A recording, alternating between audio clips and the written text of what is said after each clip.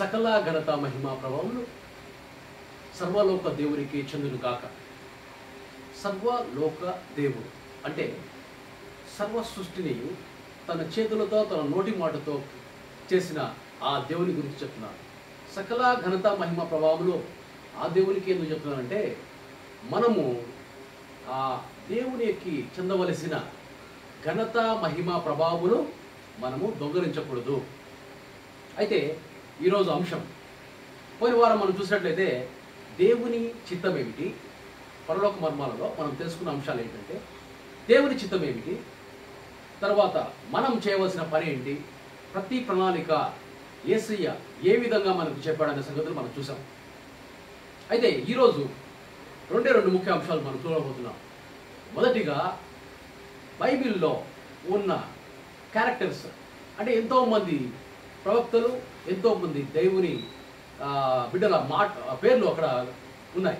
మరి అయితే మనం ఎవరిని వెంబడించాలి, ఎవరిని వెంబడించమని బైబిల్లో నిర్దేశింపబడింది, మనం దేన్ని ఫాలో కావాలి అంటే దీనికి మరి వాక్యంలో ఆధారం ఏంటి అనేది మనం ఈరోజు చూద్దాం. అంతేకాకుండా దేవుని కుమారులు, తప్పిపోయిన కుమారులు, వీళ్ళకు ఉండే డిఫరెన్సెస్ ఏంటివి, ముఖ్యంగా ఈరోజు మనం తెలుసుకోవాల్సిందంటే ఇంతమంది వాక్యం చెప్తున్నప్పుడు ఇప్పుడు కొత్తగా ఈ వాక్యం మనం వినాల్సిన అవసరం ఉందా లేదా అని మీరు అనుకోవచ్చు.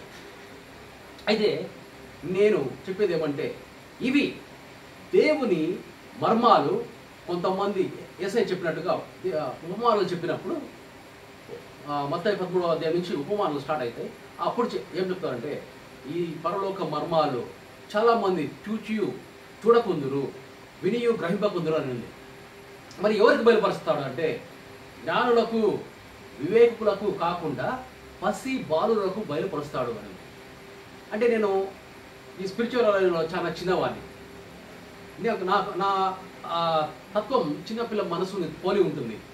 యేసయ్య తత్వం కూడా మనం గమనించినట్టయితే, ఆయన 12 సంవత్సరాలప్పుడు ఆయన యెరూషలేములో ఆలయంలోకి వాళ్ళందరూ తల్లిదండ్రులతో వెళ్ళినప్పుడు, మళ్ళీ మామూలుగా అయితే మన పిల్లవాడిని ఎక్కడికి తీసుకెళ్తే మనతో పాటు వచ్చేస్తారు కదా, కానీ యెషువా, యేసయ్య అంటే ఆయనకు యాక్చువల్గా పెట్టబడిన పేరు యెషువా.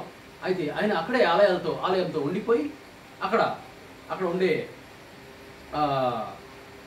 శాస్త్రులతోటి, మరి అక్కడ ఉండే ప్రధానులతోటి, అక్కడ చర్చి పెద్దలతోటి ఆయన సంభాషణ చేస్తూ, ప్రశ్నలు అడుగుతూ, ప్రశ్నలకు జవాబులు తన చెప్తూ, అంటే ఒక సంభాషణ జరిగింది అక్కడ. అయితే ఒక 24 గంటల తర్వాత వాళ్ళు చూసుకుంటే, కొన్ని గంటల తర్వాత రాత్రంతా ప్రయాణమై ప్రొద్దున చూసుకుంటే యెషువా వేడి అన్నప్పుడు, మనం అక్కడే యెరూషలేములో ఉంటాడేమో అని మళ్ళీ వెనక్కి తిరిగి వస్తే ఇంకా ఈ సంభాషణ జరుగుతూ ఉంటుంది.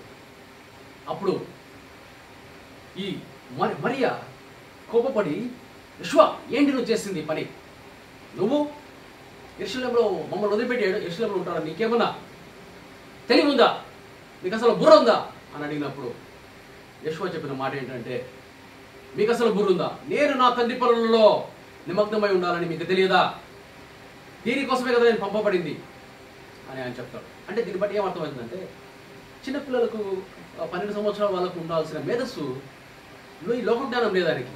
పరలోక జ్ఞానం 100%, ఈ లోక జ్ఞానం 0%. అది చిన్నపిల్లల మనస్తత్వం. అందుకే యేసయ్య ఒక మాట అంటాడు, ఏమని, మీరు మారు మనసు పొంది చిన్నపిల్లలుగా మారితేనే కానీ, అప్పుడే పుట్టిన చిన్నపిల్లలను పోలి మారితేనే కానీ మీరు పరలోక రాజ్యానికి ప్రవేశింపరు. ఇది కాకుండా ఇంకా వేరే వాళ్ళు ఎవరన్నా చెప్పి మీరు ఈ పని చేస్తే పరలోక రాజ్యానికి వెళ్తారని మీరు నమ్మితే దానికి ఎవరు బాధ్యులు? ఇప్పుడు తండ్రి దగ్గర కుడిపార్శ్వం ముందు కూర్చొని ఆయన పంపిస్తే వచ్చిన యెషువాని మనం వెంబడించకుండా, నేను యెషువాను వెంబడిస్తున్నాను కదా అని నేను ఇప్పుడు ప్రస్తుతము నేను యెషువాను వెంబడిస్తున్నాను కాబట్టి మీరు నన్ను వెంబడించానంటే, నాలాగా మీరు ఇట్లా డ్రెస్సులు వేసుకొని ఏదో రాజాలాగా ఇలా చేస్తారు. అది ఎంతవరకు సబబు? యేసయ్య విత్తువాడి ఉపమానం ఏం చెప్పాడు? విత్తనమును పోలి మీరు ఫలించాలన్నాడు, కానీ భూమిని పోలి మంచి భూమిలో విత్తినప్పుడు 30 దంతలు 60 దంతలు 100 దంతలు అని చెప్పాడు. అయితే ఎవరిని పోలి ఫలించాలా? భూమిని పోలి ఫలించాలనా, విత్తనాన్ని పోలి ఫలించాలా? విత్తనం అంటే ఎవరు? విత్తనం అంటే వాక్యం. వాక్యం అంటే యేసయ్య. ఆది యందు వాక్యం అంటే వాక్యం దేవుని యొద్ద అంటే మొదటి నుంచి దేవుని దగ్గర ఉన్నది యెషూవా. అయితే మరి ఎవరి పోలి వస్తుంది విత్తనం వేస్తే? ఎవరి పోలి ఫలించాలి? యేసయ్య అనే విత్తనం మనలో వేయబడినప్పుడు మనము యేసయ్యలాగా మొలకెత్తి మారి యేసయ్య అనే ఫలాలు మనం తీసుకొని రావాలి. అయితే మన పోలిక ఎవరి వలె ఉంది? మన పోలిక ఎవరి వల్ల ఉంది? ఇప్పుడు నాలో విత్తబడిన దేవుని ఆత్మ, యెషూవా అనే దేవుని ఆత్మ నన్ను యెషూవాలాగా తయారు చేసి చిన్నపిల్లల మనస్తత్వం లాగా ఒక కోపము కానీ, ఒక ద్వేషం కానీ, ఒక భయం కానీ, ఒక సిగ్గు కానీ లేకుండా, చిన్నపిల్లలకు సిగ్గు ఉంటుందా? భయం ఉంటుందా? మేధస్సు ఉంటుందా? ఈ లోకజ్ఞానం ఉంటుందా? ఇవన్నీ లేకుండానే ఉన్న రీతిలో మీరు కూడా ఇవన్నీ మనం అనుకుంటాము. ఈ భయము, సిగ్గు, నింద వేయడం అనేది ఇవి ఒక క్యారెక్టరిస్టిక్స్ అంటారు ఇంగ్లీష్లో. తెలుగులో కరెక్ట్ సరైన పదము ఈ మనిషికి ఈ విధమైన లక్షణాలు అంటారు. కానీ ఇది లక్షణాలు కాదు, ఇవి దురాత్మలు. ఎలా చెప్పగలరు అంటే ఆదికాండం మనం గమనించినట్టయితే దేవుడు ఆదాము అవ్వలతో అంటాడు, మంచి చెడ్డలు విచక్షణ కలిగించే ఆ చెట్టు పొలాన్ని మాత్రం మీరు తినద్దండి, తింటే మీరు చచ్చిపోతారంట. ఈ లూసిఫర్ గారు ఏం చేస్తాడంటే పాము రూపంలో వచ్చి మభ్యపెట్టి హవ్వతోటి ఆ పండు తిన్నప్పుడు ఆమె తిపోయి ఆమె ఆదామును మభ్యపెట్టి ప్రలోభములు చేసి ఆదాముతో తినిపించినప్పుడు వాళ్ళు ఫస్ట్ అరే బట్టలేవి బిత్తలు ఉన్నామే అని అనుకున్నారు. సిగ్గు అనే దురాత్మ అప్పుడే చేరింది. రెండో దురాత్మ దేవుడు వచ్చాడు, ఆదాం హవ్వ ఎక్కడున్నారు అంటే భయం వేసి దాక్కున్నారు. వాళ్ళు సిగ్గేసి ఆకులు కొట్టుకున్నారు, భయం వేసి దాక్కున్నారు. ఏం రాదా మీ వాట్ హ్యాపెండ్, ఏమైంది అంటే ఇదో ఈ హవ్వ నాకు ఇచ్చావే, ఈమె చేసింది మొత్తం నాదేం తప్పేం లేదు, నీకు చెప్పాను కదా నీకు తినద్దని, నాకు అసలు అది నాకు సంబంధమే లేదు, ఆమె చెప్పింది తినింది, నేను అసలు ఏం తిన్నానో నాకు తెలియదు, నాకు సంబంధమే లేదు. ఆమెను అడుగు, ఏం హవ్వ వాట్ హ్యాపెండ్, ఏమైందమ్మా అంటే నాకేం సంబంధం ఉంది, ఇది పాము తినమనింది, దానివల్ల నేను తిన్నా అని నింద వేయడం. తిన్నది నింద అనేది దురాత్మ. ఇప్పుడు 3 దురాత్మలు చూస్తాం. ఏంటి? సిగ్గు అనే దురాత్మ, భయం అనే దురాత్మ, నింద వేయడం అనే దురాత్మ. ఈ 3 దురాత్మలు అప్పుడు చేరినాయి. మరి ఈరోజు దేవుని కుమారుడు అయి నువ్వు అయితే, దేవుని ఆత్మతో నువ్వు నింపబడి ఉంటే ఈ సిగ్గు, ఈ భయం, ఈ నింద వేయడం అనే స్వభావం నేను ఉండకూడదు. ఇవి ఎవరికి ఉండవంటే చిన్నపిల్లలకు ఉండవు. ఇవి ఎవరికి ఉండవంటే యెషూవా కూడా లేవు. నింద వేసే స్వభావం లేదు. కోప్పడ్డాడు, ఆలయాన్ని నువ్వు దొంగల గృహంగా మారుస్తావా అని విసిరిపట్టేశాడు. అన్ని కోపము పాపము కాదు, కానీ కోపపడు కానీ పాపం చేయకూడదు. అంటే కోపం వేరు, పాపం వేరు. చాలా మంది ఎవరు కోపపడు కూడా పాపం అనుకుంటారు. తప్పు జరిగినప్పుడు కోపడాలా, దానికి బాధ తీసుకోవాలా, దానికి మనము నీతి యావత్తు నెరవేర్చడం నీకు తగి ఉన్నది అన్నాడు. ఇది ఆజ్ఞ. సందర్భం ఏమైంది? యెషూవా దగ్గరికి, యెషూవా బాప్తిస్మ ఇచ్చే యోహాను దగ్గరికి వచ్చి నాకు బాప్తిస్మ అంటాడు. అరే నేను మీ దగ్గర బాప్తిస్మ తీసుకోవాలి కానీ మీరు నాకు బాప్తిస్మ ఇవ్వడం ఏమిటి అంటాడు. కానీ అక్కడ జరిగింది ఇప్పటి కాలము నీతి యావత్తు నెరవేర్చడం మనకు తగి ఉన్నది అన్నాడు. అంటే ఇది మనం ఏమనుకుంటాము, యేసయ్య చెప్పినాడు వచ్చినాడు, ఎందుకు ఒక కథలాగా ఉంది ఇది, యేసయ్య అక్కడ నీతి యావత్తు నెరవేర్చడం మనకు తగి ఉంది అని అనుకుంటాం. కానీ అది ఆజ్ఞ.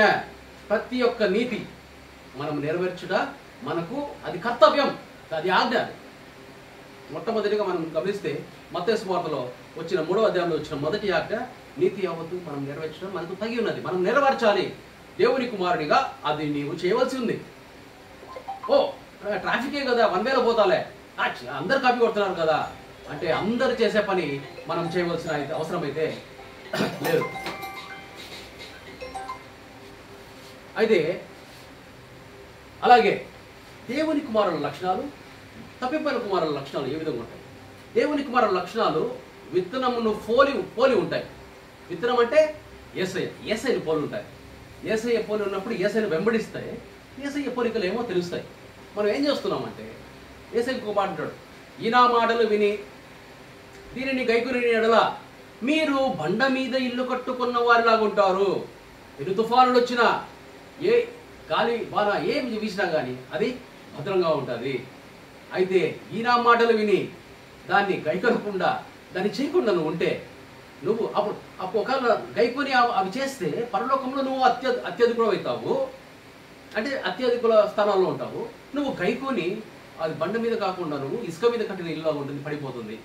ఈ నా మాటలో చొప్పున నువ్వు చేస్తే అత్యధికుడు అవుతావు. ఒకవేళ విని కూడా నువ్వు చేయకపోతే అత్యధికుడు అవుతావు. అసలు నీకు పరమేశ్వరం కూడా ఉండకపోవచ్చు.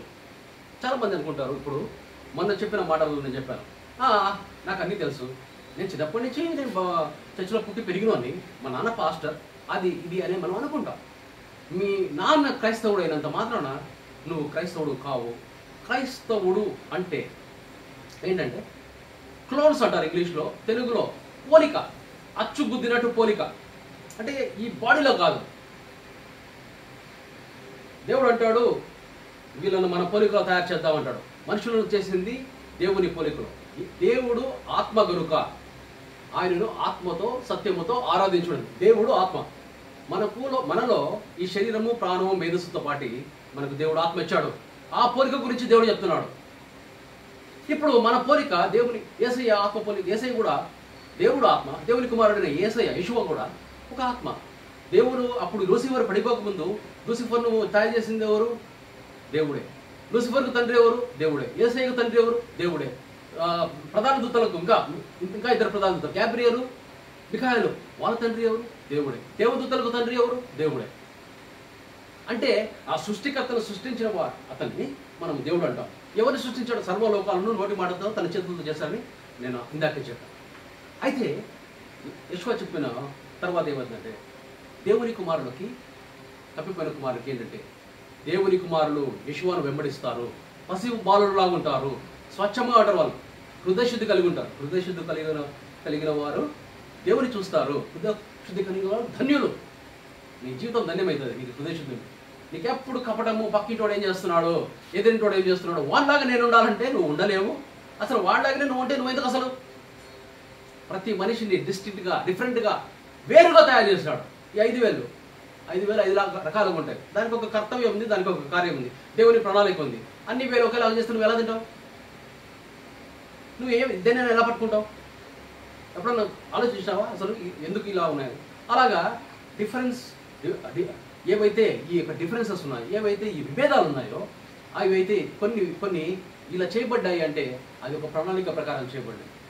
కానీ సైతానుడు ఏంటంటే మనుషులందరూ బాహ్యంగా డిఫరెంట్, కానీ అందరిలో దేవుని ఆత్మ ఎత్తిపోయినాడు. ఎవరు? విత్తనవా? అందరిలో ఇక్కడికి భూమి మీదకి పంపబడి నేను పంపబడితే నేను నా చిత్తం నెరవేర్చడానికి రాలే, నా తండ్రి చిత్తం నెరవేర్చడానికి నేను ఇక్కడ వచ్చి చెప్పి యెషువా మన పాపాల కోసం ఆయన మరణించి ఆయన తన ఆత్మ విత్తనము, నేను మిమ్మల్ని ఒంటరిగా వదిలిపెట్టి వెళ్ళడానికి రాలేదు, నేను నా తండ్రిని అడిగి మీకు పరిశుద్ధాత్మ, సత్యస్వరూపైన దేవుని ఆత్మను మీకు పంపిస్తున్నాను. ఆయన మీలో ఉంటాడు. అంటే ఆదాము హవ్వలో పోయిన పరిశుద్ధాత్మ, అంటే మీరు చనిపోతారన్నాడు కదా, పండు తింటే మీరు చనిపోతారు. కానీ బాహ్యంగా వాళ్ళు చనిపోలేదు, అంటే ఫిజికల్గా వాళ్ళు చనిపోలేదు, కానీ వాళ్ళ నుంచి దేవుని ఆత్మ వెళ్ళిపోయింది. అదే ఆత్మను దేవుడు మళ్ళీ దేవుడు తన కుమారుని పంపించి ఏం చేశాడు? ఆ ఆత్మ విత్తనాన్ని నీలో నాటి వెళ్ళాడు. ఏ విధంగా? ఒక ఆవగింజలాగా. చిన్న ఆవగింజ చిన్నదైనప్పటికీ అది విత్తినప్పుడు అది పెద్దదై దాదాపు 12 అడుగులు ఎత్తాడు. గలిలీలో ఉండే ఆవగింజ మన ఆవగింజ కంటే చాలా చిన్నది కాదు. అప్పుడు దాని కొమ్మల కింద వచ్చి దేవుని ఆకాశ పక్షులు నివాసం ఉంటాయన్నాడు. ఆకాశ పక్షులు అంటే దేవుని దూతలని ప్రతి ఉపమానాలలో పరలోక మర్మాలు దాగి ఉన్నాయంటాడు యెషువా. ఈ ఉపమానంలో ఆకాశ పక్షులు చెట్టు కింద ఉండేది ఆయన చెప్పడం ఏంది? ఎవరైనా చెప్తారు. ఆవగింజ వేసే రైతులనే చెప్తాడు. ఏ చెట్టు కింద కొమ్మలు వస్తే దాని కింద పక్షులు ఉంటాయి. దాంట్లో ఏముంది అంత గొప్పతనం? అంటే ఈ ఆకాశ పక్షులు ఎవరో కాదు, దేవదూతలు. ఈరోజు పొద్దుటూరులో ఒక చర్చిలో, ఈరోజు సోమవారం, నిన్న ఒక చర్చిలో వాక్యం చెప్పడం జరిగింది. ఈరోజు ఒక చర్చిలో వాక్యం చెప్పిన తర్వాత మరుగుజ్జులా ఉన్నారు వాళ్ళు, ఇంతే ఉన్నారు పెద్దలు. 25 సంవత్సరాలు. ఒక పాప అయితే వాళ్ళ ఇంటికి వెళ్తే ఆ పాపకి ఇంకా 30 సంవత్సరాలు, ఇంతే ఉన్నారు. అసలు ఆ పిల్లడు డ్యాన్స్ చేస్తున్నాడు, ఊగిపోతున్నాడు, ఇలా అంటున్నాడు. నేను అనుకున్న ఆత్మలో పరవశం పొందాడు, అసలు ఈ పిల్లడు డ్యాన్స్ చేస్తున్నాడు, ఎంత బలవంతుడు అని నేను అనుకుంటున్నా. కానీ ఆ పిల్లడికి అసలు గ్రోత్ లేదనమాట. వింటాడు, చాలామందికి వినకపోతే మాట రాదు, కానీ ఈ పిల్లవాడు వింటున్నాడు కానీ మాట రావట్లే. అమ్మ నాన్న కూడా చెప్పట్లే, ఏదో చెప్పాలనుకున్నప్పుడు టకటగా చెప్పేస్తాం. అది సరిగ్గా మనకు అర్థం కాదు, గంబుల్డ్గా వస్తుంది. వాళ్ళ అక్క ఒక 20 సంవత్సరాల మధ్యలో ఉంటుంది. ఆ పాప ఇంతే ఉంది, చిన్నపిల్లలాగా ఉంది. అసలు నేను ఒకటి చెప్తే ఆ పాప ఒకటి చెప్తుంది. అంటే నేను చెప్పినది ఆ పాప చెప్పడానికి ఆ పాప నోట్లో నుంచి రావట్లేదు. ఏంటి పరిస్థితి, నేను మీ ఇంటికి వస్తానమ్మా, మీకు ఇక్కడ ప్రార్థన చేయండి చర్చ్లో అని చెప్పేసి వాళ్ళ ఇంటికి భోజనం చేసిన తర్వాత వెళ్ళినప్పుడు ఆ బిడ్డలకు ప్రార్థన చేసి వాళ్ళ శాపాలు విమోచన చేసి చెప్తే వాళ్ళు ఆ పిల్లవాడు అమ్మ అంటే అమ్మ అన్నాడు, నాన్న అంటే నాన్నాడు, వాళ్ళ అమ్మ నాన్న విస్తుపోయినారు. నాతో వచ్చిన పాస్టర్లు, ఆ చర్చి పాస్టర్ అయితే అలా నోటు వేసుకుని ఆహా చూస్తున్నాడు. ఇదంతా ఎలా జరుగుతుంది? ఇవంటే నేను ఈరోజు జరిగింది చెప్పి కొన్ని వందల వేల మందికి కరోనా టైంలో చేతుల నుంచి ప్రార్థన చేసినప్పుడు వాళ్ళకి బాగా ఎవరు నేను చేశానా, నాకు ఇది శక్తి. నేను ఆఫ్టర్ ఆల్ ఒక సాఫ్ట్వేర్ ఇంజనీర్ని. సాఫ్ట్వేర్ అంటే ఒక లక్షల మంది సాఫ్ట్వేర్ ఉంటారు. దాంట్లో కొంచెం నేను పెద్దవాడిని కాబట్టి వయసులో నేను సాఫ్ట్వేర్ ఆర్కిటెక్ట్గా పనిచేశాను. అమెరికాలో వచ్చేసా. ఇప్పుడు నాకు ఈ యొక్క స్పిరిచువల్ వార్ఫేర్లో నాకు ఏం అనుభవం ఉంది? కొంతమంది పెద్దవాళ్ళు మనకు గమనిస్తే వాళ్ళకు 10 సంవత్సరాలు 15 సంవత్సరాలు వాక్యం చెప్తా చర్చలు నడుపుకుంటా ఇంకా రకరకాలు చేసుకుంటూ పోతున్నారు. నాకు అంత పట్టుబని ఒక 5-6 సంవత్సరాలు కూడా నేను దీంట్లో లేను, పూర్తిగా కూడా లేను. అంటే నేను గాడిద పని మానేశాను. అంటే డబ్బులు సంపాదించడాన్ని నేను మానేశాను. దేవుడు ఇస్తున్నాడు నాకు డబ్బులు. అయితే ఈ ఆస్తి ఉంది. ఈ ఆస్తి ఏమన్నాడు యేషువా, నీ ఆస్తి నమ్మి బీదలకి అన్నాడు. దాని మీదనే ఉన్నాను నేను. ఎవరు బీదలు అంటే నాకంటే తక్కువ ఉండే ఆస్తి ఉండే వాళ్ళంతా నేను బీదలు అంటారు. అలా కాదు. బీద వాళ్ళను ఎన్నుకోవడంలో కూడా ఒక పద్ధతి ఉంది. అది మనకు తెలియదు. దేవుడు అడిగినప్పుడు అక్కడికి పంపిస్తాడు. నువ్వు ఉదయం దేవుని కుమారులు ఏముంటుందంటే పొద్దున్నే 3 నుంచి 5 లోపల వాళ్ళు లేస్తారు. ఒకవేళ నువ్వు లేలేకపోయినావు అనుకో, దానికి అంటే నువ్వు వేరే టైం జోన్లో ఉండాలా, లేకపోతే నువ్వు దేవుని కుమారుడు కాదని నా అభిప్రాయం. ఎందుకంటే ఆ టైంలో నువ్వు మొట్టమొదటిగా నువ్వు ఏమన్నాడు యేషువా, నీ పూర్ణ మనసుతో, నీ పూర్ణ హృదయంతో, నీ పూర్ణ ఆత్మతో దేవుని ప్రేమించమన్నప్పుడు నువ్వేం చేస్తున్నావు? ఫస్ట్ అండ్ ఫార్మోస్ట్ ప్రిఫరెన్స్, అన్నిటికంటే ముఖ్యంగా, అన్నిటికంటే ఎక్కువగా నువ్వు ఎవరినైతే ప్రేమిస్తావు వాళ్ళకంటే ఒక పైన ఎత్తులో దేవుని పెట్టాలి. నువ్వు దేవునితో పెట్టకుండా ఒక మానవునో ఇంకొకరినో, మానవ రూపంలో వచ్చినో ఇంకొకరినో పెడితే నీకు ఎక్కడ సర్వసంపద దొరుకుతుంది? ఏం చెప్పినాడు? పూర్ణ మనసుతో, పూర్ణాత్మతో, పూర్ణ హృదయముతో దేవుని, నీ తండ్రి అయిన దేవుణ్ణి ప్రేమించుమన్నాడు. మరి నువ్వు అసలు దేవుని ప్రేమించే తత్వం నీలో ఉందా? ఒకవేళ నువ్వు ఎవరైనా ప్రేమిస్తే ఏం చేస్తావు? వాళ్ళు వేరే ఊర్లో పెట్టేసి వెళ్ళిపోతావా నువ్వు? ఒకవేళ నీ కొడుకు, నువ్వు అప్పుడే పుట్టిన కొడుకున్నాడు, లేకపోతే అప్పుడే పుట్టిన కూతురున్నారు, తల్లిదండ్రులు ప్రేమించినప్పుడు ఏం చేస్తారు? అక్కడే హాస్పిటల్లో వదిలేసి వెళ్ళిపోతారా? 24 గంటలు వాళ్ళ కోసమే వాళ్ళని ఎత్తుకొని వాళ్ళు చూసుకుంటారు. మరి నువ్వు దేవుని ముఖ్యంగా ప్రేమించినప్పుడు దేవుని కోసం ఏ సమయంగా వచ్చేస్తున్నావు నువ్వు అని మనం తెలుసుకో. అంటే దేవుని కుమారులకి, తప్పిపోయిన కుమారులకి తేడా ఇది. ఉదయమునే నువ్వు లేచినప్పుడు ఆయన స్వరం నీకు వినపడుతుంది. నువ్వు ప్రార్థన అంటారు చాలామంది. ప్రార్థన అంటే ఇది కూడా మనం చెప్పాలి. ప్రార్థన HDTV అని చెప్పేసి ఎంతో మంది వాక్యాలు మరుగున పడిపోగా ఇప్పుడు నేను చెప్పిన సంగతులు పాస్టర్లకు ఎంతమందికి చెప్పింటాను, విశ్వాసులకు ఎంతమందికి చెప్పింటాను, కానీ అవి రికార్డులో లేవనుకోండి, దాని లైఫ్ లేదు. ఇది ఎప్పటికీ నిలిచి ఉంటుంది. అంటే చాలా సంవత్సరాల వరకు ఇది యూట్యూబ్లో కానీ ఇంకో చోట కానీ ఉంటుంది. అయితే ఈ ప్రార్థన HDTV వాళ్ళు చేస్తున్న సేవకు నేను ఎంతగానో వాళ్ళకు ధన్యవాదాలు చెప్తున్నాను. ఇది నేను దాదాపుగా నాకు తెలిసి దాదాపు 10-15 సంవత్సరాల నుంచి నేను చూస్తున్నాను. వాళ్ళు ఈ పనిలోనే ఉన్నారు. అయితే ఇప్పుడు దేవునికి నువ్వు ఫస్ట్ ప్రిఫరెన్స్ ఇస్తే అప్పుడు తెలుస్తుంది నువ్వు ఎక్కడికి వెళ్ళాలో, ఏం చేయాలో. నిన్న పెన్నా నది బాగా ప్రవహిస్తోంది. కడపాయపల్లి అంటే లింగంపల్లి దగ్గర నుంచి ఇటు నుంచి అక్కడికి వెళ్ళిపోయినాం. మరి దేవుడు చెప్పినాడా? అది దేవుడు చెప్పినాడా అంటే ముఖ్యమైన పని దేవుడు ఏది చెప్పినాడో అది నువ్వు చేయి. అప్పుడు నీకు అసలు ఇంకొకడైతే అసలు అది సిద్ధపడడం వెళ్ళిపోతాడు ఆ ఫ్లోకి. అసలు అంటే ఏ కింద ముళ్ళు కుంపలు ఉంటాయో ఏముంటాయో ఏం మనకు తెలియదు. ఇటు నుంచి ఇక్కడ స్టార్ట్ అయితే మనము అటు వెళ్ళము, ఇట్లా క్రాస్గా పోకడికి ఇలా ఇక్కడి నుంచి స్టార్ట్ అయ్యమంటే నీళ్ళు ఇలా వస్తున్నాయి. నీళ్ళు ఇక్కడికి వస్తాం. మళ్ళీ ఏం చేస్తామంటే ఇక్కడి నుంచి ఇక్కడికి ముందుకెళ్ళి ఇక్కడ కొట్టే ఈ ఫోర్స్కి ఎక్కడికో వెళ్ళిపోవాలి. కానీ మేము ఎక్కడైతే స్టార్ట్ చేసినామో అక్కడికి వచ్చినాం. అక్కడ ఈ స్టార్ట్ అయిన దగ్గర మేము చూసుకోలేదు. మేము స్టార్ట్ అయిన కంటే కొంచెం ముందు చూసుకుంటే అక్కడ ఒక శవాన్ని మంచాన్ని మీద పడేశారు. మరి అక్కడ శవం ముందు ఏమో మనకు తెలియదు. అక్కడ దాని పక్క నుంచి మేము సేఫ్గా ఎక్కడి నుంచి పోయినామో అక్కడికి వచ్చేసాను.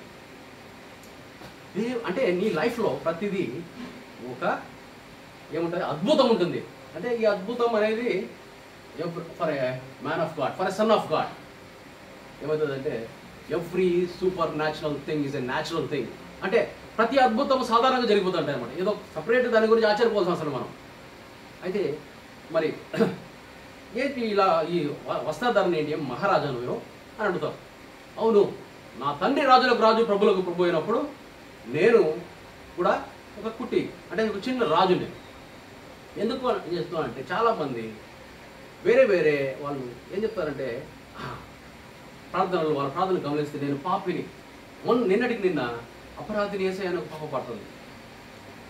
అపరాధిని యేసయ్య నేను పాడడంలే, మనం పాటలు వేరే పాడినారో అక్కడ ఉంది కాబట్టి మనం అలా పాడాల్సిన అవసరం లేదు. అయిన తర్వాత అపరాధి అన్న ఏంటి అంకుల్ అలా అంటున్నారు మీరు అని, నువ్వే కదా మనం పాట పాడినావు అపరాధిని యేసయ్య అని చెప్పేసి. అట్లుంది అలా పాడమన్నాడు, నేను పాడినానంటే మరి నువ్వు అపరాధిని ఒప్పుకుంటే యెషూవ ఏం చెప్పినాడు, నువ్వు సత్యస్వరూపైన దేవుని ఆత్మ, నేను దేవుని అడిగి నా తండ్రి దేవుని అడిగి మీకు పంపిస్తున్నాను, ఆయన మీలో నివాసం ఉంటాడు, మీకు కావాల్సినటువన్నీ నేర్పిస్తాడు, మీ లోపల ఉంటాడు, మీ పక్కన ఉంటాడు, మీ చుట్టూరు ఉంటాడు. అందుకే చెప్తాను అనమాట, దేవుని ఆత్మ నా లోపు ఉంది, దేవుని ఆత్మ నా కుడి వైపున ఉంది, నా ఎడమ వైపున ఉంది, దేవుని హస్తం నా తలపైన ఉంది, దేవుడు నన్ను ఎత్తి పట్టుకున్నాడు, దేవుడు నన్ను వెనక నుంచి ముందుకు నడిపిస్తున్నాడు, ముందు దారి చూపిస్తున్నాడు. All surrounded by God, presence of God. అంటే దేవుని సన్నిధిలో నువ్వు ఎల్లకాలం నిలిచినప్పుడు నీ లైఫే వెలుగుంటుంది. అంటే మరి ఎట్లా నువ్వు ఉద్యోగము చేసి నేను దాదాపు 10 సంవత్సరాలు అయింది, అనవసరమైన గాడిద చాకరీ చేసి మరి ఎలాగా మా నాన్న సంపాదించాడు కాబట్టి వీడికి కొవ్వు మాటలు ఉంటాయి, వీడు అసలు వినద్దండి, వీడికి అహంకారం ఎక్కువ, ఈగో ఎక్కువ అనే మాటలు నేను విన్నా. కానీ రాజులకు రాజు నా తండ్రి ఈ నాన్న కాదు, ఇక్కడ భూమి మీద ఉండే నాన్న కాదు. నేను ఎప్పుడైతే ఈ సోల్ టైస్ అంటారనమాట, ప్రాణాంతకరమైన ప్రాణబంధాలు అంటారు దాన్ని, ఎప్పుడైతే వీడిని కట్ చేసుకున్నామో ఇప్పుడు నేను బాగున్నానంటే మరి మా చెల్లి మా తమ్ముడు కూడా బాగుండాలిగా, వాళ్ళ పరిస్థితి కూడా అలా ఉండాలిగా, లేదే. ఎందుకంటే ఈ ప్రాణబంధాలను నేను కట్ చేసుకున్నాను, నా భార్య నా కొడుకు కాదు నాకు ముఖ్యం, నాకు దేవుడే ముఖ్యం అని నేను అనుకున్నప్పుడు వీళ్ళంతా నా దగ్గర ఉంటారు, వీళ్ళందరూ నా గురించి ఆలోచిస్తుంటారు, ఎప్పుడు నన్ను ఎక్కువగా ప్రేమిస్తారు. లేదు నా దేవుడు నాకు వీళ్ళందరూ ఇష్టం చెప్పేసి వీళ్ళని ఎక్కువ ప్రేమిస్తే వీళ్ళు నా నుంచి విడిపోతారు, బతుకు బస్టాండ్ అంటారు అన్నమాట, విస్తరైపోతుంది, పిచ్చి పిచ్చిగా అయిపోతుంది. మరి నువ్వేం చేయాలా, దేవుడు ఇచ్చిన ఆజ్ఞ. నువ్వు దేవుని కుమారుడు అయితే దేవుని మాట యెషూవ నోట, దేవుని కుమారుడు యెషూవ నోట, అదే మాట నా నోట నీ నోట ఉండాలి. మరి ఏం చేస్తామంటే బైబిల్లో అన్ని క్యారెక్టర్స్ ఉన్నాయి, పెద్ద బైబిల్ కదా అని మొదట ఆదికాండం నుంచి స్టార్ట్ చేసేసి ప్రకటన వరకు చదువుతాం, 10 సార్లు చదివిన అర్థం కాదు. ఈ వాక్యానికి ఆ వాక్యం డిఫరెంట్ ఉంటుంది, ఆ వాక్యానికి ఈ వాక్యం డిఫరెంట్ ఉంటుంది. తర్వాత తిరిగిపోయి మీకు అసలు ఎవరైనా ఎంట్రన్స్ టెస్ట్ పెడితే స్వర్గానికి పోతారని ఎవరు చెప్పినారా, పరలోకానికి పోతారని. ఎందుకు అంతగా పిచ్చి పిచ్చిగా చదువుతారు? యెషూవ ఏమన్నాడు, ఈ నా మాటలు విన్నాడు. ఏ మాటలు అంటే యెషూవ మనకు చెప్పిన మాటలు విని. ఎక్కడ చెప్పినాడు? మత్తయి, మార్కు, లూకా, యోహానులో చెప్పినాడు. యోహానులో ఫస్ట్ యోహాను చదవకూడదు, ఎందుకంటే దాంట్లో యేసయ్యను దైవత్వాన్ని పెంచడానికి రాసిన పత్రిక అది. దాని ఆధారం ఎవరో 200 సంవత్సరాలకు ఎవరికి అనుకోలే, దాని తర్వాత చదవచ్చు, దాన్ని పక్కన పెట్టి. ముందు మత్తయి, మార్కు దీన్ని సినాప్టికల్ గాస్పల్స్ అంటారు. అంటే ఒకేలాగా ఉంటాయి కొంచెం, దాని పోకడ అంతా చెప్పిన మాటలు ఒకసారి చెప్పిన మాటలు ఇంకో చోట ఉంటాయి, ధృవీకరిస్తున్నాడు అనమాట. ఇంకా gospel of Thomas, gospel of Magdalena చాలా ఉన్నాయి, అవి చేర్చలేదు బైబిల్లో. అయితే ఈ మూడిట్లో మనం చదివి దాంట్లో యెషూవ చెప్పిన మాటలు చూస్తే అవే సంపూర్ణంగా ఉన్నాయి. ఇంకా చెప్పేటాడు కొన్ని మిస్ అయి ఉంటాయి, దాంట్లో రాసిన వాళ్ళు కొన్ని మిస్ చేసి ఉండొచ్చు. మరి ఎలాగా?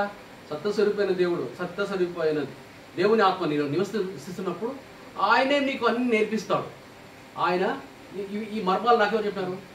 నేను ఏమైనా ట్రైనింగ్ కోర్సుకు పోయి ఇక్కడ ఇవి నేర్చుకున్నాను. మరి నాకు చెప్పిన దేవుడు మీకు చెప్పడా? మరి అందరూ చదువుకోలేదు కదా, వాళ్ళు పరలోకానికి పోరా? చదువుకున్న వాళ్ళు మాత్రమే పరలోకానికి పోతారా? బైబిల్ ఇంత పెద్ద బైబిల్ ఉంది దగ్గర, అంత పెద్ద బైబిల్ కొనుక్కుంటే పరలోకానికి పోతారా? ఎక్కడన్నా చేసే చెప్పినాడు పెద్ద బైబిల్ కొనుక్కోండి, లేకపోతే ఎప్పుడు సంకలా పెట్టుకోండి పండి బైబిల్ పరలోకానికి పోతారని. నిద్రపోయేటప్పుడు పట్టుకుంటాడు ఒక తల కింద అని, ఏం తల రాత్రికి ఇట్లా వెళ్ళిపోతుందా బైబిల్ లోపల నుంచి? దురాత్మలు రావంటారట. యేసయ్య తన ఆత్మను నిన్ను పెట్టేసి నువ్వు ఏం చెప్పినాడు? నువ్వు పో. మత్తయి 15 చెప్పినాడు, రోగులు స్వస్థపరచునానా, దయ్యాలను వెళ్ళగొట్టు, చనిపోయేవారు లేపు, కుష్ఠరోగు సహితం. అంటే కుష్ఠరోగం అంటే అదొక ఎపిడమిక్ వ్యాధి అనమాట. అప్పట్లో కరోనా టైప్ అనమాట, అది కూడా ఊపిరితిత్తులకు సంబంధించిన వ్యాధే. ఇది కరోనా కూడా ఊపిరితిత్తులకు సంబంధించిన వ్యాధి. పోరాడైనా నువ్వు వాళ్ళను, అప్పుడు కుష్ఠరోగులు క్వారంటైన్లు బయట ఉండేవాళ్ళు, మన కరోనాలో కూడా చాలా మంది బయట ఉన్నారు. అయితే నేను పోయి వాళ్ళకి చేతులు పెట్టి ప్రార్థన చేశాను. మామూలుగా కరోనా వాడు వస్తే మనం ఏం చేయాలా?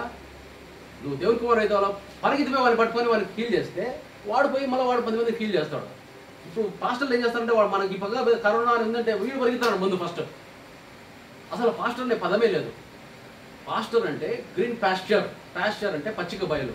పచ్చిక బయల్లో గొర్రెలను వాటిని మేపేవాడు పాస్టర్. నాకు పచ్చిక బయలు లేదు, నాకు గొర్రెలు లేవు, నేను కేవలం దేవుని కుమారుని. దేవుని కుమారునికి తప్పిపోయిన కుమారులకి ఉండే డిఫరెన్స్ ఎందుకు చెప్తానంటే, మనము దేవుని కుమారునిగా మారితేనే కానీ పరలోకానికి ఖచ్చితంగా.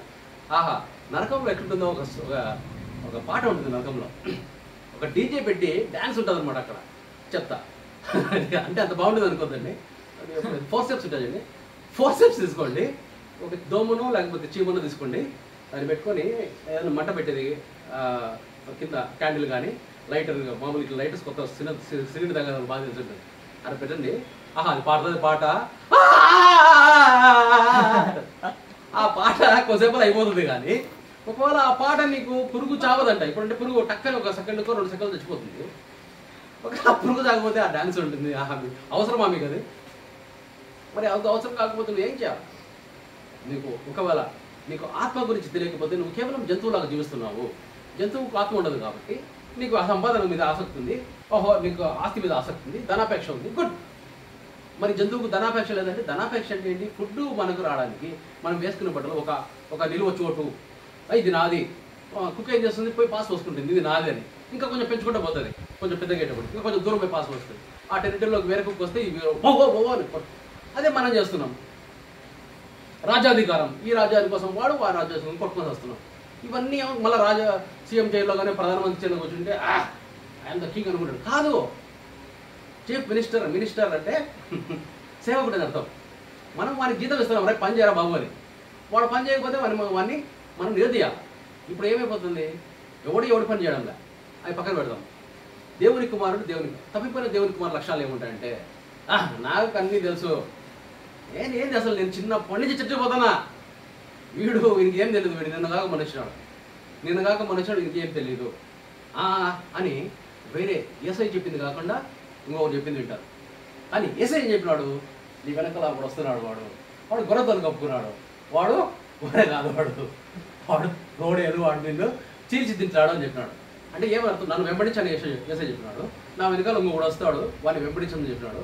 మరి మనం ఏం చేస్తున్నాం? ఎవరు వెంబడిస్తున్నాం? అసలు యేసయ్యను వెంబడిస్తున్నామా? యేసయ్యను వెంబడిస్తే యేసయ్య చెప్పింది ఏంటిది? దేవుని ప్రేమించము, నీ పొరుగు వాడిని నిన్ను వల్లే ప్రేమించు. అంటే నిన్ను ఎందుకు ప్రేమించుకుంటావు, వాడిని కూడా అంతే సింపుల్గా ప్రేమించు అని చెప్తారు. మళ్ళీ తండ్రి అయిన దేవుడిని మాత్రమే నువ్వు ఆరాధించు, ఆయన మాత్రమే సేవించు, ఎవరికి మొక్కద్దు. మనం ఎవరైనా జాబ్ ఇచ్చామంటే మనకు కాదు. జయలలిత అయితే ఆమె టికెట్ ఇచ్చిందని కాదు, మన షర్మిలా కూడా అంతే, టికెట్ ఇచ్చిందని కాళ్ళ మీద పడతారు ముసలోళ్ళు కూడా. ఎవరిని పూజిస్తున్నాను? వారే కాళ్ళ మీద పడతారు, తాగి వచ్చి నన్ను క్షమించే లోపలికి రాని అని. ఏం జరుగుతుంది? పిల్లలు దేవులాగా, మాతృదేవో అంటే తల్లిని దేవులాగా చూడాలి, పితృదేవో అంటే నాన్న దేవులాగా చూడాలి, ఆచార్య దేవు అంటే గురువుని దేవుని. ఎవడైతే మనకు టీచర్ ఉన్నాడో వాని దేవుని. ఆచార్య దేవో అంటే అది. ఇవన్నీ కాకుండా అతిథి దేవో అని పెట్టారు. అతిథిని ఒక కాలంలో అతిథిని దేవుళ్ళలాగా ఇంట్లోకి రానిస్తే వాటితోటి వీళ్ళ భార్యలు కూడా పండుకోవాలంట. అన్ని దేవుళ్ళగా చూసి వాడిని తిండి పెట్టి, వాడిని అన్ని పెట్టి, వాని భార్య కూడా అంత పండుకుంటే కొన్ని రోజులకి ఈ ఆడవాళ్ళకి అందరూ రోగాలు వచ్చి వాళ్ళు విప్లవం చేసి మేము పండుకోము బయట వెళ్తా, వాళ్ళు దానికోసమే వస్తారు, అతి కాదు వాడు రేపిస్ట్ కొడుకు వాడు అని చెప్పేసి అది మానుకున్నారు. ఇవన్నీ అంటే సృష్టికర్తకి ఇవ్వాల్సిన స్థానాన్ని ఆయనకు అది ఇవ్వకుండా నువ్వు సృష్టికి ఇచ్చుకుంటా పోతే, అమ్మా నాన్న వాళ్ళ సృష్టి, ఇంకా మిగతా తండ్రి అని దేవుడు తప్ప మిగతా వాళ్ళంతా సృష్టి కదా, వాళ్ళకు నువ్వు ప్రాధాన్యత ఇచ్చుకుంటా పోతే ఏమవుతుంది? నీకు ఎక్కడ ఉంటుంది సర్వసమృద్ధి?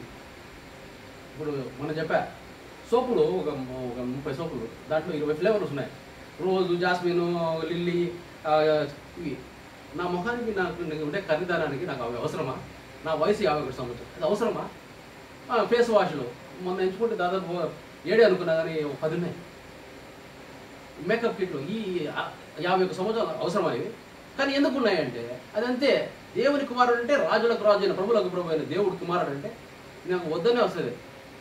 సర్వసమృద్ధి అనేది ఆల్రెడీ ఉంటుంది, మనకు వద్దనే కూడా వస్తుంది. అంటే ఈ ఆస్తి అంతా ఉంది కాబట్టి నేను ఇట్లున్నాను అనుకుంటాను కదా, ఇదంతా అమ్మేసిన తర్వాత మళ్ళీ మీకు కనబడతా దీనికంటే గొప్పగా ఉంటాను నేను.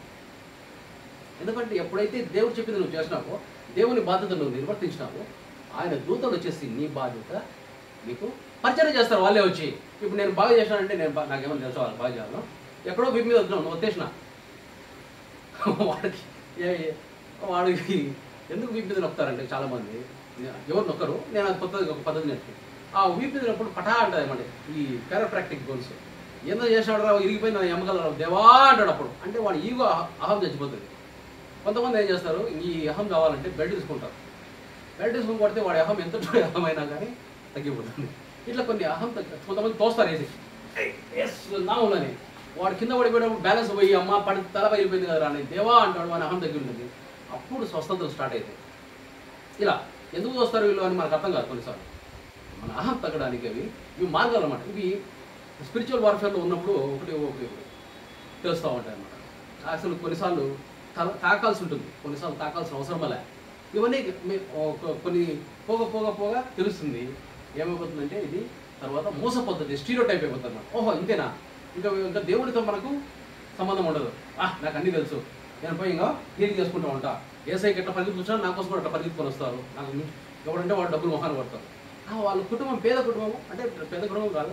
ఆ పిల్లల్ని చూస్తే నాకు అంత హృదయం శ్రమించి అసలు వాళ్ళు నా దగ్గర తీసుకొచ్చి వాళ్ళకు ప్రోటీన్ పౌడర్ అవన్నీ తినిపించి వాళ్ళకి కొంచెం వాళ్ళు సెట్ చేసి పంపిద్దాము. ఇది ఇట్లా కూడా ఉంటారు మనుషులు అని ఎంత దుఃఖం కలిగిందంటే అంత దుఃఖం కలిగింది. నేను చెప్పిన వచ్చేయండి రాండి, 3 రోజులు నా దగ్గర ఉండండి, మీకు కావాల్సిన ఫుడ్ మీకు కావాల్సిన అన్నీ నేను చూసుకుంటాను రండి అని చెప్పాను. అంటే అదే మరి నీకు యెషువా ఏమంటాడు,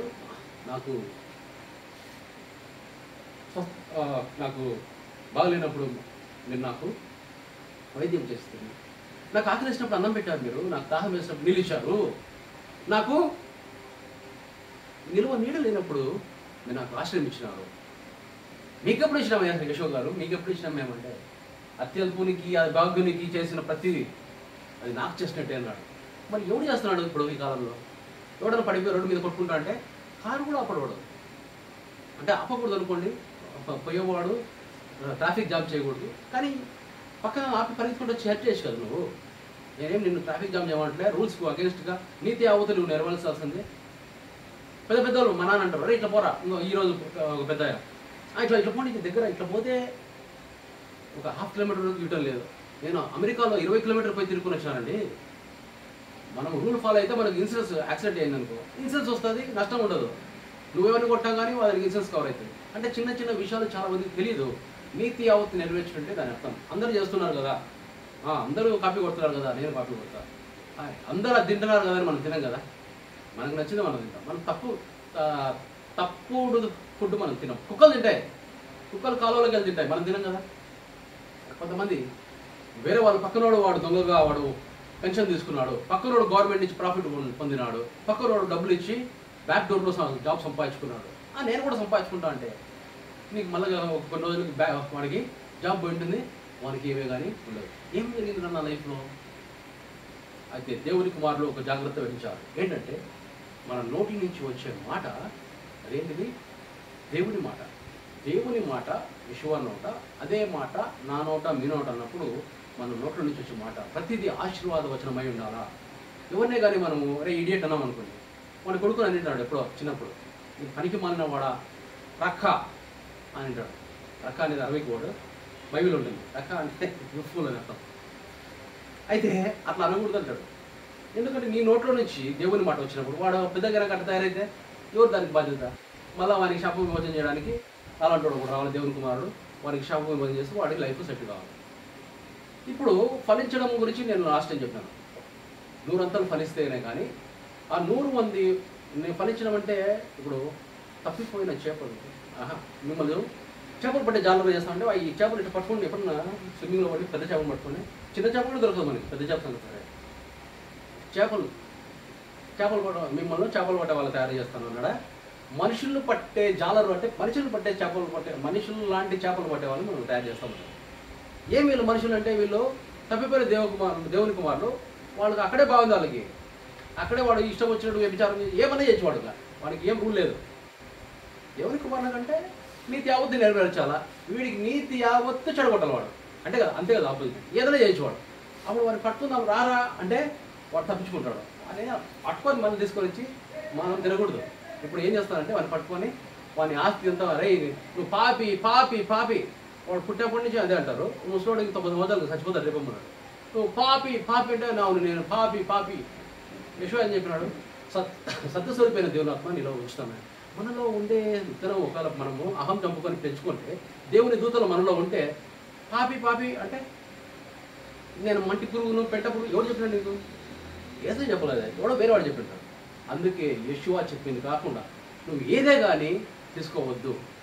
అందుకే నేను అందరిని రిక్వెస్ట్ చేసేది ఏమంటే, చదివితే మత్తయి మార్కు లూకా ఈ 3 చదవండి. ఫస్ట్ ఫౌండేషన్ వేసుకోండి. ఫౌండేషన్ బండ లాంటి ఫౌండేషన్ వేసినప్పుడు దాని పక్కది ఏదైనా నువ్వు ఖురాన్ చదివినా లేకపోతే ఇంకా ఏ మహాభారతము రామాయణం ఏం చదివినా కానీ ఇది దేవుడికి సంబంధించింది కాదు, ఈ వాక్యం దేవుడికి సంబంధించింది, ఈ వాక్యం దేవుడు మర్చిపోకూడదు చెప్తాను. మహాభారతం చదువుతా ఉంటే దాంట్లో శ్రీకృష్ణుడు అర్జునుడితో చెప్తాడు అన్నమాట. ఏమని? అర్జునుడు అరే మా పెద్దనాన్న పిల్లలతో నేను ఫైట్ చేసేది కృష్ణ అంటే బావా అంటే నేను చేయను, నాకు నా పెద్దనాన్న నాకు త్రిలోక ఆధిపత్యం నచ్చినా కానీ నాకు అవసరం లేదు నాకు నేను చేయను, నాకు అసలు నిలవడానికి శక్తి లేదని ముచ్చపోతాడు. ఇప్పుడు వామతి లేరా అని చెప్పేసి వాడిని ఏం చేస్తాడు? వాడు లేచి రే ఆత్మ జన్మం లేనిది మరణం లేనిది, ఆత్మ ఎండకు ఎండనిది, నీటికి నాననిది, ఇవన్నీ ఏదో చెప్తాడు. ఇది నిజాలే మనకు కూడా తెలిసే. అయిపోయి అంతా అయిపోయిన తర్వాత ఏం చేస్తాడు? ఒక అబద్ధం చెప్తాడు. నువ్వు చంపేది ఆత్మను కాదు కదా, మనిషిని చంపమంటాడు. ఎంతవరకు అది న్యాయం? యెషూవ గారు ఏం చెప్తాడు? దేవుడు ఏం చెప్తున్నాడు? నీ శత్రువుని ప్రేమించు, నీ శత్రువుని ప్రేమించు, నిన్ను హింసించి వారి కోసం ప్రార్థన చేయంటే వాడు నాశనం అయిపోవాలని కాదు, వాడి మేలు కోసం ప్రార్థన చేయాలి. అది యెషూవ చెప్తే మీరేం చేస్తున్నారు? పోయి చంపండి అంటే నువ్వు చంపేది నువ్వు అనుకుంటున్నా నువ్వు చంపేది బయట శరీరం మాత్రమే అని, కానీ ఆత్మ నిత్య నరకానికి వెళ్తా ఉందే. అయితే గుడ్ న్యూస్ ఏంటంటే ఈ వెళ్ళిన నిత్య నరకానికి వెళ్ళిన ఈ ఆత్మను కూడా మనం కాపాడే అవకాశం దేవుడు మనకి ఇచ్చినాడు. దేవుని కుమారుడు ఎట్లా అంటే 100% అంటే 100 ఫలిస్తే 5 పంటల్లోనే 100 × 100 × 100 × 100 × 100 1000 కోట్లు. ప్రపంచ జనాభా కేవలం 810 కోట్లు మాత్రమే.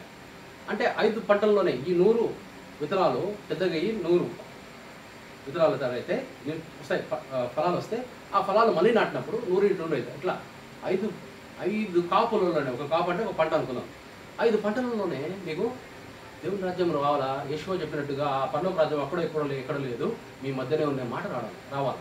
మరి రావడం లేదంటే ఏం జరుగుతుందంటే నువ్వు మోడులాగా పెరుగుతున్నావు, నువ్వు ఫలించడంలే. నువ్వు పడి వాని ఫుడ్, వాని ధనాన్ని, ఇది లాక్కొని తింటున్నావు. నువ్వు ఫలించాలంటే వాని నీలాగా తయారు చేస్తుంది. నీలో ఉన్న ఏసైలాగా వాడిని తయారు చేయి, వాడిని కూడా ఇంకో 100 మంది ఏసైలు తయారు చేయాలాగా చేయి. ఇది జరగడం లేదు. పోకపోతే ఇదంతా జరిగితే తప్పిపోయిన కుమారులాగా అందరూ దేవుని వైపు తిరిగితే వానికి పందిపట్టు కూడా దొరకక వాడు ఏం చేస్తాడు? దేవునికి క్షమాపణ అడుగుతాడు. ఎవడు? లూసిఫర్ గాడు. ఇప్పుడు ఈ చనిపోయి పాపం చేసిన వాళ్ళంతా ఎక్కడ ఉంటాడు? ఒక ప్లేస్లో ఒక లోకంలో ఉంటారు వాళ్ళు. కొంతమంది మధ్యాకాశం అంటారు, ఇంకోటి ఏదో అంటారు. అక్కడ ఉన్న వాళ్ళు ఏంటి? వాళ్ళు అక్కడి నుంచి వాళ్ళు నరకానికి పోతారు చాలా మటుకు. ఇప్పుడు ఏమవుతుంది? వీళ్ళకు ఒక్క దేవుని ఆత్మ కూడా దొరకనప్పుడు, ఎవరికి? లూసిఫర్ గారికి వారి దేవదూతలకి ఒక్క ఆత్మ దొరకనప్పుడు ఏమవుతుందంటే అప్పుడు నిజమైన క్షమాపణ కోరి లూసిఫర్ గారు కూడా దేవుని అమ్రిలా అంటే దేవుని గొడుగు కిందకి వచ్చేసి దేవునికి క్షమించమని అడుగుతాడు. అప్పుడు వీళ్ళందరూ కూడా అంటే లాస్ లేకుండా, ఒక్క నష్టం కూడా లేకుండా వీళ్ళందరూ పరలోకానికి వెళ్తారు. అది నీ యొక్క బాధ్యత. నువ్వు ఫలించకుండా పోయి నువ్వు జంతువు కాబట్టి జంతువులాగా చనిపోయి ఆత్మ విషయమే తెలియకుండా నువ్వు ఫలించలేకపోతే నేను జంతువు. ఇది కొంచెం లాస్ట్ వీక్ కూడా కవర్ అయింది. అది దేవుని కుమారుల లక్షణం ఏంటంటే ఇది, నువ్వు బాధ్యత కలిగి నువ్వు నిజమైన కొడుకు అయితే నువ్వు నీకు అప్పచెప్పిన పని ఇంతవరకు నీకు తెలియకపోవచ్చు. దేవుని సర్వాధికారం తెచ్చివ్వడమే నీకు దేవుని చిత్తం అని మనం ఆల్రెడీ విన్నాం. దేవుని సద్వాధికారం తెచ్చడానికి మనం చేస్తే లాస్ట్ డేస్ అదే దేవుడు కానీ లేకపోతే దేవుని కుమారుడు వచ్చి కానీ గురుగులను గోధుమలను మంచి చేపలను చెడ్డ చేపలు వేరు చేస్తే మంచి చేపలు చాలా లాస్ ఉంటుంది, లాస్ ఆఫ్ స్పిరిట్స్. ఇప్పుడు మనకు ఒక పొరపాటున పాతకాలంలో పుట్టి 12 మంది పుట్టారనుకో, మనం 12 మందిలో 3 మంచోళ్ళు ఉన్నారు, 9 మంది చెడ్డోళ్ళు ఉంటే మనము 9 మంది చెడ్డోళ్ళు చంపేసి మేమంతా మంచోళ్ళం అంటామా? మనం వాళ్ళని కూడా అంటే మంచి నెల ఉంది, మంచి నెలలో పంట పండింది అని మిగతా నెల వదిలేస్తావా? ఏమన్నాడు? త్రోవ పక్కన ఉండేదాన్ని దున్ని దాన్ని కూడా మంచి నీళ్ళు చేసుకోవాలి. త్రోవ అని అంటే దారి, మనం నడిచి దారి ఏర్పడింది, దాన్ని కూడా మంచి నీళ్ళు చేసుకోవాలి. ముళ్ళ పొదలన్నీ బుడ్డతో లాగేసి దాంట్లో మంచి ఎరువులు వేసి దాన్ని కూడా మంచి నీళ్ళు చేసుకోవాలా.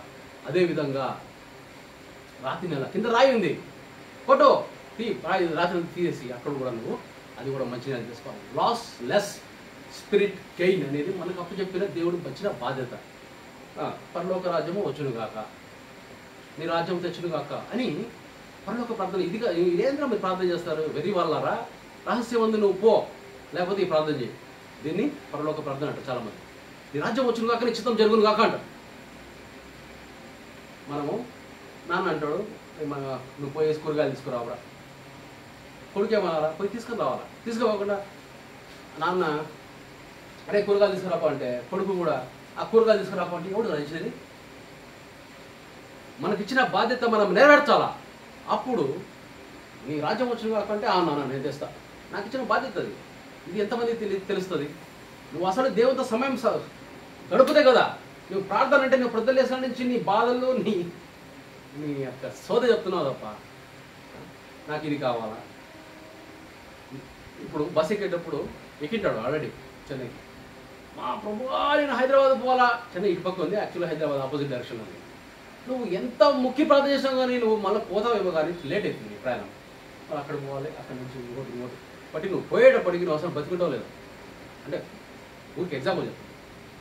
అంటే దేవుని ప్రణాళికలో నువ్వుంటే నీ లైఫ్ ఒక సాంగ్, అంటే నీ జీవితం ఒక పాటలాగా డ్యాన్స్. దావీదు వలనే నాట్యమాడి తండ్రి నీకు స్తుతించేది కానీ నాట్యం ఆడుకుంటూ ఉంటుంది నీ లైఫ్. నీకు భారమే ఉండదు. భారం మీద సమస్త జనులారా దేవుని ఎదుగురా, నా ఎదుగురా అంటాడు యెషువా. ఇప్పుడు యెషువా దేవుని కుడిపార్శ్వని కూర్చున్నాడు. సో నువ్వు దేవుని దగ్గరికి రా, దేవుని ఆత్మను నీలో అది ఫలింపజేసుకో, నీ ఆహారం తగ్గించుకో ముందు. నాకు అన్నీ తెలుసు, నాకు బోడి అన్నీ తెలుసు అంటే నీకు ఏమవుతుంది? చాలామంది నేను బైబిల్ 30 సార్లు చదివినానండి. ఒక పెద్ద పాస్టర్ ఉన్నాడు. పాస్టర్ అన్ని మల్టీ టాలెంటెడ్ ఫెలో. 10 ఆజ్ఞలు ఇట్లా చెప్తాను, ఇట్లా చెప్తాను అన్నాడు. ఇట్లా కూడా చెప్తారా అన్న. ఏం లాభం అండి, మీకు ఏమైనా ఇంట్రెస్ట్ పెట్టారా మెడికల్ టెస్ట్ ఏమన్నా దాన్ని పరలోకానికి విషయానికి? మరి నీకు అట్లా చెప్తే నువ్వు ఎందుకు, నీ బతుకు ఎందుకు ఇంత అసహ్యంగా ఉంది, నీ కుటుంబంలో ఎందుకు పరిస్థితి ఉంది అని అడిగితే ఇంకా ఆయన బాధపడుతున్నాడు. నిన్ను కాక మొన్న వచ్చాడు నువ్వేదో చెప్పేది అంటే ఇంకా సినిమా డైలాగ్ కూడా ఎప్పుడు వచ్చాము కాదన్నా బుల్లెట్ దిగిందని. అయితే ఎందుకు చెప్తున్నా అంటే మనము దీనికి ఎప్పుడు వచ్చావో కాదన్నా బుల్లెట్ దిగిందా లేదా అనేదానికి బైబిల్లో యేసయ్య చెప్పిన ఒక ఉపమానం ఉంది. ఒకడు పొద్దున్నే వస్తాడట, పొద్దున వచ్చి పనికి వస్తాడు. వస్తే ఇంకా పని ఉంది, మళ్ళీ పోయి మళ్ళీ ఇంకొకసేపు ఇంకొక 4 గంటల అయిన తర్వాత 3 గంటలు అయిన తర్వాత ఇంకొకటి రండి పని అని వాళ్ళు పిలుచుకోపోతారు. ఇంకా లాస్ట్ పని ఎంత కొంతసేపే ఉంది, గంట కూడా లేదు. వాళ్ళు పిలిచినాడు, అందరికీ ఒకటే జీతం ఇచ్చినాడు. అదే ఎప్పుడు వచ్చినాము కాదన్నా అని. నువ్వు పొద్దున్నే వచ్చినా ఒకటే అంటే వస్తాలే. నేను ఒక ఇంతకుముందు పాస్టల్ చెప్పింది ఒకటి విన్నా, మామిడి పండు తీసుకొని ఇద్దాంలే ఓనర్కి అని వాడు తీసుకొని ఇద్దామంటున్నాను, మనసు అట్లా కొంచెం చిన్న హోల్ చేసుకొని రుచి చూసాడు అనమాట. రుచి చూసిన తర్వాత ఇంకా కొంచెం రుచి చూసినాడు, మొత్తం అయిపోయింది. ఇంకా లోపల పైన చుట్టోలు ఉంది, లోపల అది జీడి అంటారా దాన్ని, అది ఉంది. ఇప్పుడు పోయి జీడిస్తే ఏం చేస్తాడు? కనీసం ఇప్పుడు నేను అంటున్నా ఆ అంటే ముసలోళ్ళు కూడా ఫలించడానికి అవకాశం ఉంది. మీరు ఒక్క స్టెప్, నాది అయిపోయింది వయసు, నాది మోకాలు పనిచేయడంలే, నాది మెదడు పనిచేయడంలే అంటే నువ్వు అది కాదు నువ్వు నీ నోట్లో నుంచి వచ్చేది నువ్వు శాపం చెప్పుకుంటున్నావు. నాకు పని చేయలేదు అంటే అది నిజంగానే పని చేయకుండా పోతుంది. నువ్వు పని చేసినంత వరకు నువ్వు మాట్లాడు. ఇప్పుడు రీచ్ కావాలంటే నేను ఏ విధంగా ప్రజలను రీచ్ అవుతాను, దీని విధంగా ఇంకా పర్సనల్గా నేను తిరుగుతూనే ఉన్నా. సమీప గ్రామానికి వెళ్ళాలి నాకు అప్పగింపబడిందని యెషువా చెప్పాడు. నువ్వేం చేయాలా? చర్చి కట్టుకుని అసలు చర్చి బయటికి పోతే కొట్టు. నువ్వు అసలు చర్చి కట్టుకుని డబ్బులు ఏంటి ప్లీజ్ అంటావు. ఆదివారం చర్చి నడుపుతావు, లేకుంటే శనివారం శుక్రవారం మిగతా అంతా ఇల్లు అడుకుంటున్నావు. నువ్వు అంటే నీ ఇల్లు కట్టుకోవడానికి నువ్వు అడుక్కుంటున్నావు. దేవుడు నిన్ను అడుకోమని చెప్పినాడా? ఇద్దరే ఆదాము హవ్వలకి సర్వసమృద్ధిని, అబండెన్స్ అంటే ప్లెంటిఫుల్నెస్. సర్వసమృద్ధి అంటే ఇంకా ఎన్ని ఇచ్చినాడు వాళ్ళకి చేపలు, ఎన్ని ఇచ్చినాడు వాళ్ళకి జంతువులని తినమని, ఎన్ని ఇచ్చినాడు చెట్లని పళ్ళని తినమని.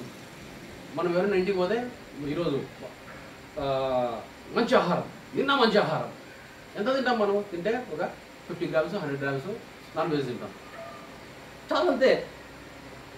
మరి మనం పోయినామని చెప్పి వాడు మొత్తం ఒక పొట్టిని మొత్తం పోస్తాడా? పోసి తినండి అంటే తినంతరం లేదని అనుకోండి, పడిపోతావాడి కింద.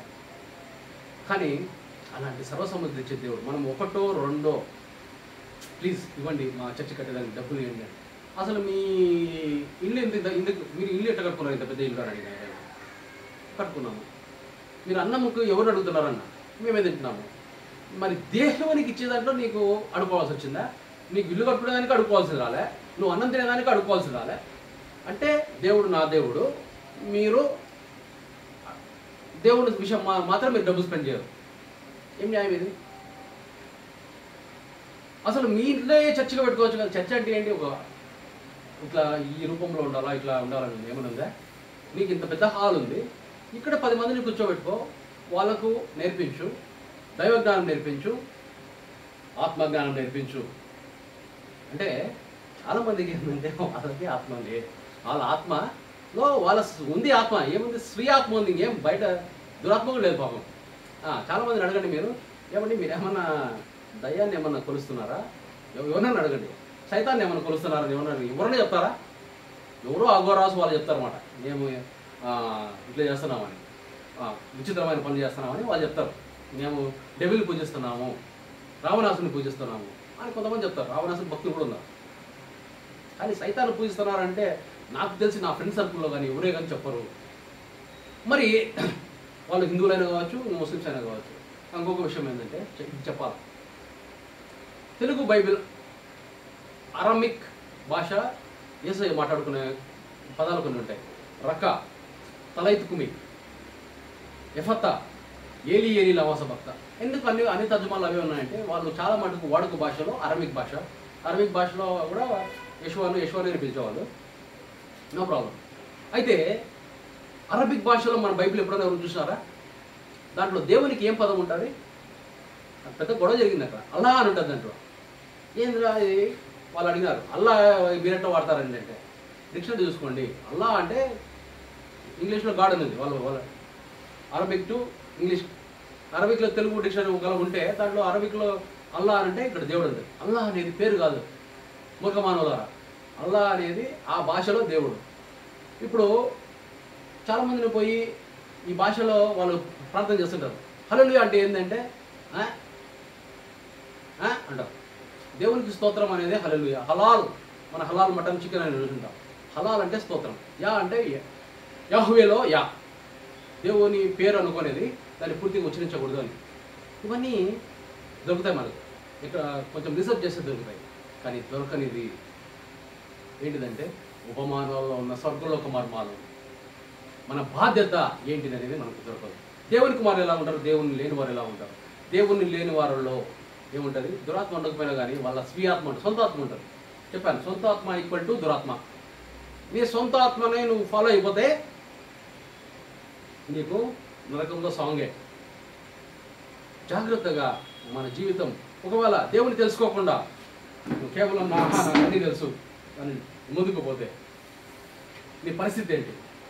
దేవుని తెలుసుకోకుండా నువ్వు ముందుకు వెళ్తే నీ పరిస్థితి ఏంటి? అంటే జంతువులాగా పుట్టి జంతువులాగా చచ్చిపోతే ఇంకా మనిషి. అందుకే బెన్ ఆదాం అంటే మనుష్య కుమారుడు, son of man, not sun of God. Sun of God. అందరూ నువ్వు దేవుని కుమారుడు అంటే విశ్వ ఏమంటాడు? నువ్వు అన్నట్టే అంటాడు. అంటే ఒప్పుకున్నాడు కదా. దయాలు కనపడినప్పుడు దైవ కుమారా మాతో నీకేం పని, నువ్వు అభిషక్తునివి అని అంటావు. ఒప్పుకున్నారు కదా. లూసిఫర్ గాడు నువ్వు దేవుని కుమారుడు అయితే ఈ పని చేయి అంటే నువ్వు ఆయన దేవుని కుమారుడు అని మీకు తెలుసు. లూసిఫరు ఈ కొన్ని సంబంధాలు తెలుసుకుందాం, లాస్ట్కి వచ్చేస్తాము. లూసిఫర్కు యెషువాకు ఏం సంబంధం? యెషువాకు నాన్న తండ్రి దేవుడే, లూసిఫర్కు తండ్రి దేవుడే. లూసిఫర్ కూడా ఇప్పుడు ఏమంటాడు? వాళ్ళు ప్రార్థన చేస్తాడు. అందుకే యెషువా అంటాడు, నీ తండ్రి అయిన దేవుణ్ణి మాత్రమే నొక్కి ఆయన మాత్రమే సేవించవాలని తెలియ అని రాయబడినది అంటాడు. ఆ చెప్పడంలోనే రాయబడినదని లేకుండా నీ తండ్రి అని కూడా చెప్పిండదు. అంటే ఇప్పుడు నా తండ్రి అంటే మా అమ్మ నాన్న రాజత్వం జయవాణి ఇట్లా కాదు. మన వీళ్ళు ఫిజికల్గా మనకు బర్త్ ఇచ్చినా మనం చూసినాం. కానీ స్పిరిచువల్ బర్త్ ఇచ్చిండేది మనం అసలు ఇక్కడ ఉన్నామంటే ఎందువలన? దేవుని నోట్లో నుంచి వచ్చిన మాట వలన, నువ్వు జీవిస్తున్న ఆహారం వలన కాదు. So simple truths. దీంట్లో మర్మాలు మనకు రావాలంటే దయచేసి బైబిల్ అంతా చదవండి, నేను చదవద్దంలే. కానీ పాత తిత్తుల్లో కొత్త ద్రాక్షరసం వేస్తే తిత్తులు పేలుతాయి అన్నాడు. కొత్త తిత్తుల్లో పాత ద్రాక్షరసం అయితే కూడా వేస్ట్, కూలిపోతాయి. సంథింగ్ పాత క్లాత్ ఆల్రెడీ ష్రింక్ అవుతుంది, అది ఇలా వాష్ చేసి తగ్గుతుంది సైజు.